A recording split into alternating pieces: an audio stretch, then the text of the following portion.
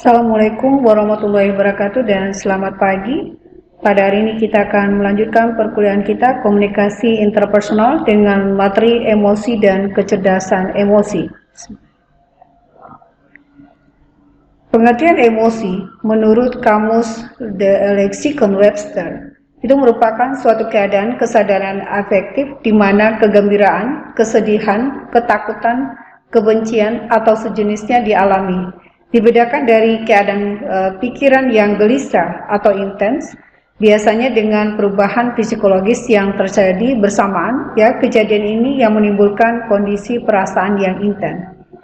Sementara emosi menurut kamus Oxford itu adalah merupakan suatu kegiatan atau pengolahan pikiran, perasaan, nafsu, setiap keadaan mental yang hebat dan meluap-luap. Emosi menggambarkan perasaan manusia yang menghadapi berbagai situasi yang berbeda. Emosi adalah motus, anima yang berarti jiwa yang menggerakkan kita. Suatu keadaan perasaan yang hebat dan meluap-luap seperti kegembiraan, ketakutan, kebencian, dan sebagainya yang menggerakkan seseorang bertindak lebih jauh. Berlaku sebagai sumber energi, autentisitas, dan semangat manusia yang paling kuat, dan dia juga merupakan sumber kebijakan intuitif. Emosi dasar manusia, menurut beberapa ahli, itu pertama adalah menurut Clifford Morgan dan Richard King, emosi dasar manusia itu adalah luapan kegembiraan, rasa takut, marah. Sementara Atkinson menyatakan pada emosi dasar manusia itu muncul pada saat menyenangkan dan tidak menyenangkan. Sedangkan menurut Paul Ekman dan Richard Lizardus, emosi dasar manusia itu pada saat bahagia, sedih, kaget, jijik, marah, dan takut. Sementara menurut Daniel Goleman, emosi dasar manusia itu muncul pada saat amarah, kesedihan, rasa takut, kenikmatan, cinta, terkejut, jengkel, dan malu. Definisi kecerdasan emosional menurut Cooper merupakan kemampuan merasakan, memahami, dan menerapkan secara efektif daya dan kepekaan emosi sebagai sumber energi, informasi, koneksi, dan pengaruh yang manusiawi. Kecerdasan emosi, pertama kita harus mengenalinya, kemudian akan menilai. Perasaan marah, bahagia, sedih, dan kecewa itu tergambar pada situasi serius, santai, formal, dan semi formal, dan dia akan dikomunikasikan melalui cara berbicara verbal maupun non-verbal secara efektif. Anatomi kecerdasan manusia itu dibagi atas 3. Pertama adalah korteks, yang kedua adalah hipokampus, yang ketiga adalah amigdala. Korteks itu akan memberi makna apa yang kita serap. Dia mengatur fungsi penglihatan dan merupakan memori jangka panjang. Bagian ini membuat kita memiliki perasaan akan perasaan kita sendiri, memahaminya, mengenali, dan mengapa punya perasaan. Hipokampus itu merupakan tempat proses pembelajaran, tempat disimpannya emosi, dan merupakan pemicu bagi reaksi emosi amigdala. Amigdala merupakan pusat pengendali emosi, dan dia merupakan pemicu reaksi. Pandangan perubahan makna kata emosi secara konvensional dan high performance. Menurut cara pandang konvensional, emosi merupakan lambang kelemahan dan dia tidak boleh ada dalam bisnis, harus dihindari, membingungkan, harus dipisahkan, dan hindari orang yang emosional. Hanya pikiran yang diperhatikan, menggunakan kata tanpa emosi, mengganggu penilaian objektif, mengalihkan perhatian, dan tanda kerentanan. Sementara high performance-nya, emosi itu merupakan lambang kekuatan dan penting dalam bisnis. Dia memicu semangat, memperjelas, selanjutnya harus dipadukan, mencari orang yang emosional. Emosi itu harus didengar, menggunakan kata emosional, penting untuk penilaian yang baik, memotivasi kita, dan membuat kita hidup.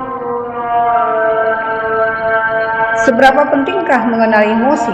Emosi itu bisa berperan sebagai silent language, berperan sebagai inner moral atau kompas etika dalam bersikap, membantu proses pengambilan putusan, dan merupakan sarana komunikasi untuk berhubungan dengan orang lain. Memungkinkan inner self kita berbicara kepada kita dan mengatakan apa yang sesungguhnya kita butuhkan. Kecerdasan emosi, kecerdasan emosional tidak muncul dari pemikiran intelek yang jernih, tapi dari pekerjaan hati nurani manusia. Fungsi dari kecerdasan emosi sangat luar biasa. Pertama, merupakan pembangkit energi, pembawa informasi, memperkuat pesan, dan bisa menjaga homeostatis atau keseimbangan. Kompetensi emosional menurut Goleman itu merupakan kesadaran emosi diri sendiri, kemampuan untuk mengenali dan berempati dengan emosi orang lain. Kesadaran akan dampak ekspresi kita emosi pada orang lain, dan sensitivitas aturan budaya untuk mengekspresikan emosi. Menurut Goleman, individu dengan emotional intelligence quotient yang tinggi atau yang lebih tinggi, hubungan sosialnya berkualitas dan kerjanya lebih efektif. Dia lebih nyaman dengan dirinya sendiri, ya, dia nyaman dengan dirinya sendiri. Sementara orang yang memiliki emotional intelligence quotient yang rendah, itu hubungan sosialnya bisa dipertanyakan, ya, berkualitas atau tidak, dan kenyamanan dengan dirinya, ya, bisa jadi dia tidak nyaman dengan dirinya sendiri. Ya, tes intelijensi standar untuk mengukur kecerdasan emosi itu misalnya menyadari perasaan-perasaan yang muncul, menangani emosi tanpa merasa kewalahan menghadapinya, tidak membiarkan kemunduran dan rasa kecewa yang bisa menurunkan performa pribadinya, menghubungkan perasaan-perasaan yang dialami agar membantu mendapatkan tujuan hidup, memahami apa yang dirasakan orang lain tanpa mereka katakan, memiliki rasa optimis yang kuat dan realistis. Apakah kecerdasan emosi hanya sekedar memahami perasaan diri sendiri? Kita tahu manusia itu saling berhubungan satu sama lain. Bagaimana seseorang mengungkapkan emosi akan mempengaruhi orang lain. Contoh, di saat kita marah, orang lain akan menanggapi dengan bagaimana. Selanjutnya, pada saat kita sudah lama tidak bertemu sahabat, kemudian sahabat menelpon kita. Dia bilang dia merindukan kita. Apa tanggapan kita? Memahami emosi. Emosi adalah hal mendasar pada manusia dan komunikasi. Pengalaman manusia dibagi menjadi dua jenis emosi. Emosi dasar yang memiliki alasan biologis yang bersifat instingtif dan universal. Hasil belajar dari interaksi sosial. Kemampuan untuk merasa marah dipengaruhi oleh interaksi sosial dan melalui hal-hal yang kita pelajari. Contoh kapan dan apa yang membuat kita marah.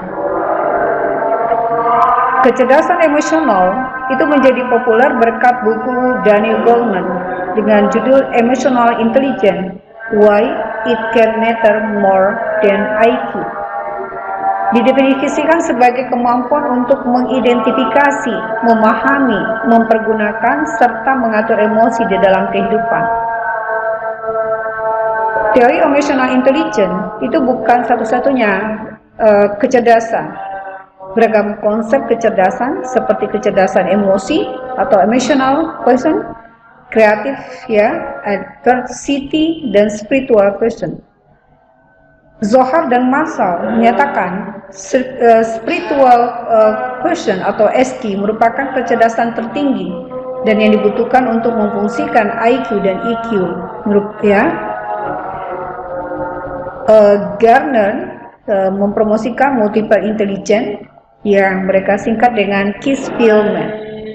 K-nya itu merupakan kinestetik, yang merupakan kecerdasan mengolah tubuh, mengekspresikan melalui gerak, sedangkan I-nya adalah intrapersonal, itu adalah kemampuan bidang pemahaman terhadap perasaan diri sendiri. Yang S-nya adalah spasial atau visual, kemampuan berpikir mengamati. Yang V-nya adalah verbal atau linguistik, ya, kecerdasan di bidang bahasa. Yang I-nya itu adalah interpersonal, kecerdasan untuk melihat sesuatu dari sudut pandang orang lain. Yang L adalah logik matematik, kecerdasan mengatur pola pikir logis. M-nya adalah musik, kecerdasan dalam menanggapi bunyi, sedangkan E-nya adalah esensial, kecerdasan di bidang spiritual.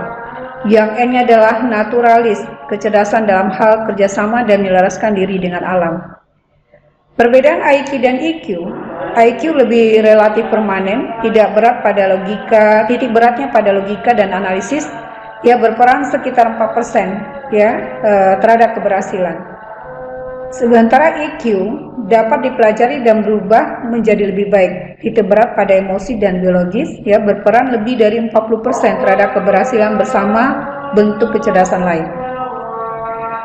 Faktor-faktor yang mempengaruhi IQ dan EQ, kalau IQ adalah information collection, problem analysis, numerical interpretation, judgment, detail conscientiousness, planning, organizing, helicopter perspective, organizational perspective, external awareness, creativity, dan risk taking.